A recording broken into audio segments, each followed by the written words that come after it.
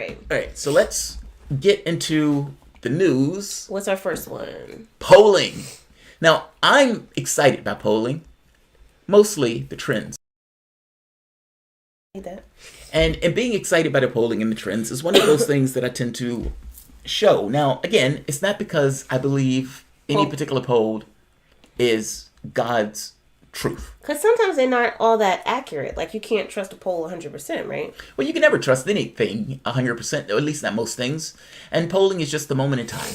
So it's hard to know, but the trends. I do trust trends. So like a trend that says Bernie Sanders get the youth vote. I trust that. That's been consistent throughout the polling throughout the states. Joe Biden is getting the old black vote. That's been consistent throughout the states. Right. Now, Sanders supporters being over the top. I would bleed on the flag in the middle of an alien invasion to get to the polls to vote for Sanders. That's been consistent. Those people have been jazzed up by Sanders. He's been selling out stadiums. So I've made the point that he's burning. He's surging. He's climbing. Warren has plummeted into the polls, not just stagnant. You can look at Real Clear Politics average. Her polling numbers had ticked up and then plummeted nationally to the point where it is now under Sanders. These are additional polls that just recently came out. Early state Democratic polls, Morning Consult, November 24th. Biden, 26%, down 3. Sanders, 23%, up 5. Up 5. Warren, 18%, up 1. Steyer, 9%. How the hell did Steyer get 9%? All right, so let's go to this one. Morning Consult. Democratic primary poll, Biden, 30%. Sanders, 21%. Warren, 15%. He is claiming strongly, like a strong man with muscular arms, claiming second spot. And he is climbing. Yeah. He's climbing. He's on a surge. Here's another one.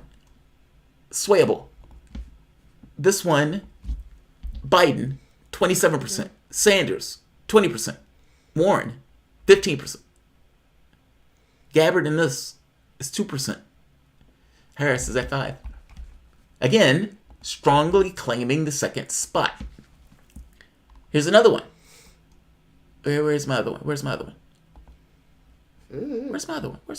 All right, right here. Now this one, it's not out yet. I don't think this one is out yet. If I'm not mistaken, they put this one out by accident. The poll? The poll. And then when you click on it, it doesn't go anywhere anymore. So you may be seeing something that you might not be able to see anywhere else. But Real Color Politics put this out an hour. Ooh. Page not found. So somebody said that they got rid of that. Because it was too true. No. It's supposed to come out I'm just joking. tomorrow. They did it in advance, so it was a little ahead of the ball. Yeah. All right, so Sanders, 16%, taking the number 1 spot in New Hampshire. Warren, 14%. Buttigieg, 13%. Biden, 12%. But look at Gabbard, 6%. And the question becomes, does this poll count? I think this poll counts. Look how far down Biden is. I know. He's underneath Buttigieg. But it's within the average, per se. I mean, just because they're so close. Yeah, but the key thing here is Gabbard, 6%. Meaning Gabbard, this may qualify for one of the debate polling. Okay. And apparently Gabbard is only 1,000 away from making it from the standpoint of the number criteria. Right, the donations, individual donations. But Sanders, strongly, that's not strongly, to be honest, modestly, let's be honest, takes the first spot in New Hampshire. I think this counts as a surge.